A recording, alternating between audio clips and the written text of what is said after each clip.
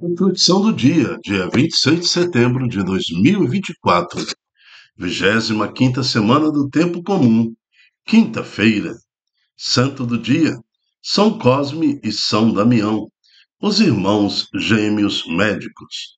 Tudo se passa no século IV, na Arábia. São Cosme e Damião, nascidos na Arábia, se dedicaram ao cuidado dos enfermos, o que foi uma alavanca principal da vida dos dois irmãos que viveram no século III, entre o século III e o século IV, no tempo da perseguição contra os cristãos.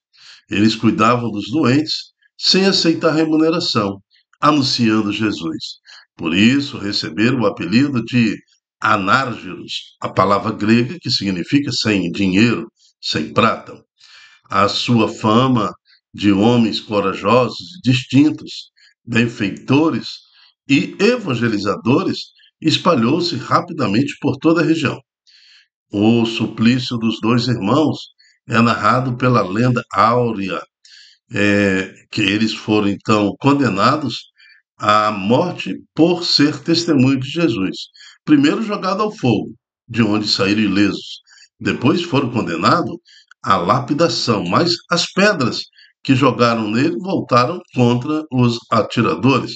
E ainda depois os arqueiros, com as flechas lançadas contra eles, as flechas voltaram e atingiram os arqueiros, ferindo alguns dos seus algozes. Por fim, por último, foram decapitados.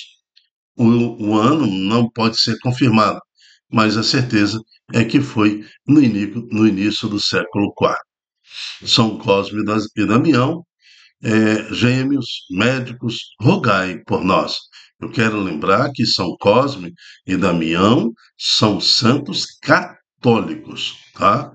Algumas seitas é, pegam esse santo aí e faz uma propagação do nome de São Cosme e Damião, vinculado a algumas seitas, mas são santos católicos.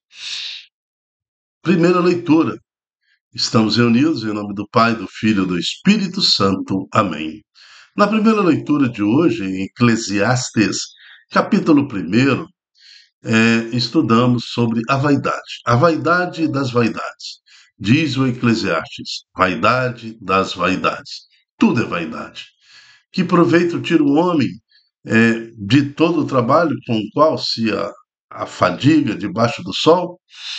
Uma geração passa, outra lhe sucede, enquanto a terra permanece sempre a mesma.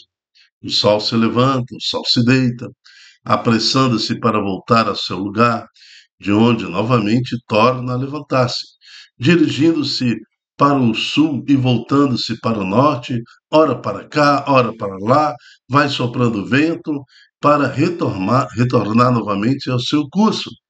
Todos os rios correm para o mar, e contudo o mar não transborda, volta ao lugar da onde saíram para tornarem a correr. Tudo é penoso, difícil para o homem explicar. A vista não se cansa de ver, nem o ouvido se farta de ouvir. O que foi, será? O que aconteceu, acontecerá. Não há nada de novo debaixo do sol. Uma coisa da qual se diz: eis aqui algo novo. Também já existiu nos séculos que nos precederam. Não há memória do que aconteceu no passado, nem também haverá lembrança do que acontecer entre aquelas que viverão depois. Palavra do Senhor, graças a Deus. Eu quero chamar a atenção aqui para o versículo 11. Não há memória do que aconteceu. Passado não existe. Existe uma vaga lembrança nossa, mas materialmente o passado é passado.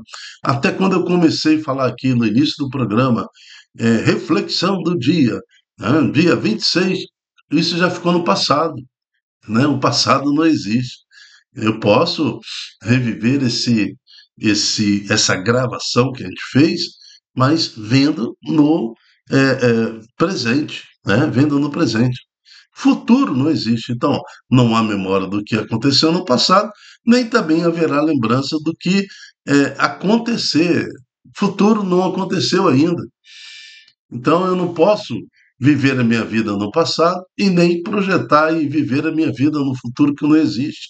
Senão eu vou estar vivendo de coisas que não existem, de sofrimentos que não existem. A palavra é bem clara: basta o homem viver o sofrimento de cada dia. Então, hoje, agora, o agora, que é um flash, né? Então, em menos de um micro de segundo, e tudo que nós estamos vivendo já se tornou passado e o futuro não existe. Então, o agora é importante.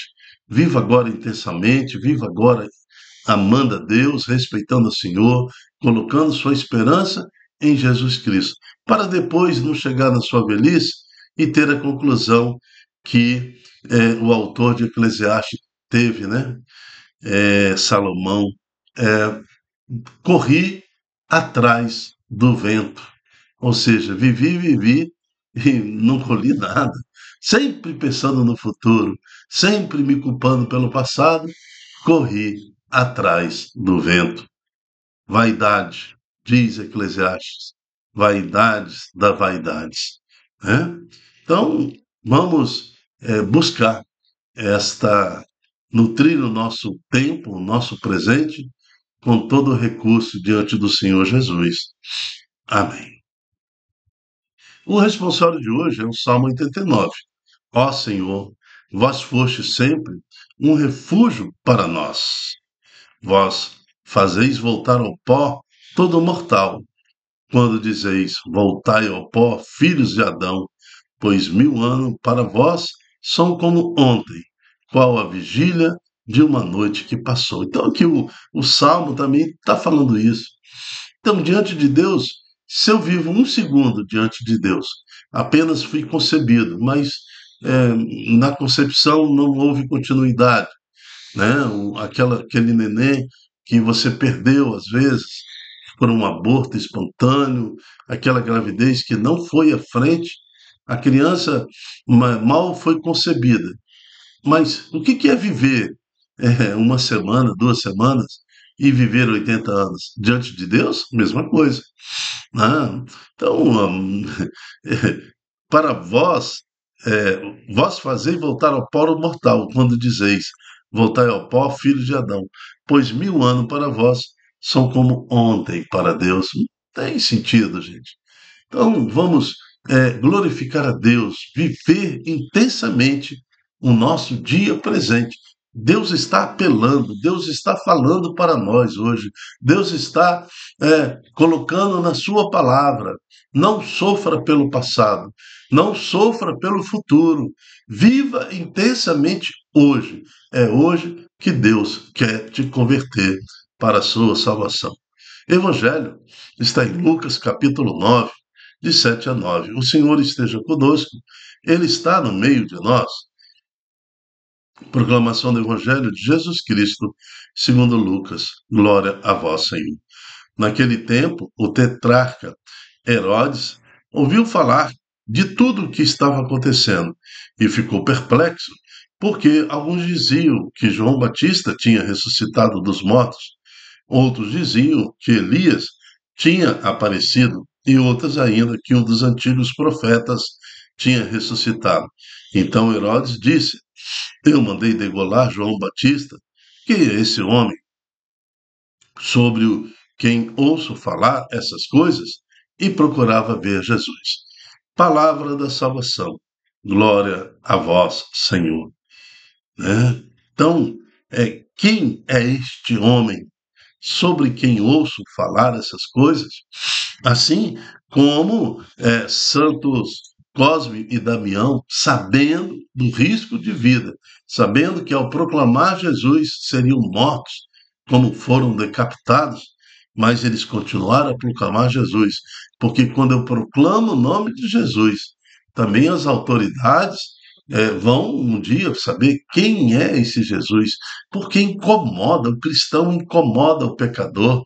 Algumas leituras no livro lá de sabedoria fala, acho que no versículo 3 fala que os perversos se incomodam com o homem que pratica justiça. armam ciladas. As autoridades vão buscar, vão perseguir, mas, a exemplo de São Cosme e Damião, nós devemos proclamar o nome de Jesus, porque também as autoridades se curvarão ao nome do Senhor Jesus. Quem é esse homem sobre quem ouço falar essas coisas? Então a família não pode ficar reclusa, recuada, não pode ficar ali vivendo o passado, projetando o futuro e sem viver o presente. É porque no presente que as coisas acontecem. Vamos ensinar os nossos filhos a viver intensamente o dia de hoje, para que possam também ser livres dessa cilada espiritual, né?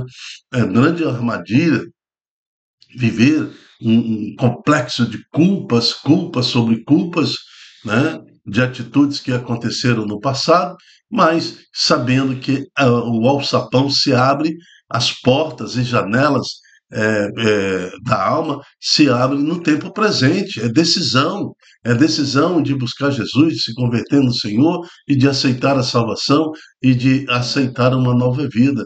É dormir na consciência de que Deus guarda a minha vida, o meu futuro está no nome do Senhor Jesus, o meu futuro pertence a Deus.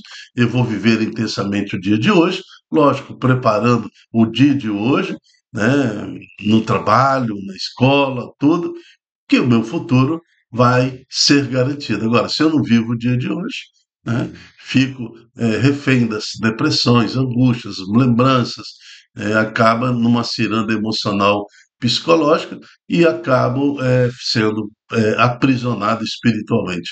Liberta seu espírito, né? Liberta. Agora, nessa necessidade de anunciar Jesus, porque mesmo aqueles que o perseguem o Senhor, mesmo os maus espíritos, há de se curvar diante do nome do Senhor Jesus, como nos falou aqui o Evangelho de Lucas, capítulo 9, de 7 a 9. Quem é este homem que eu ouço falar essas coisas? E procurava ver Jesus.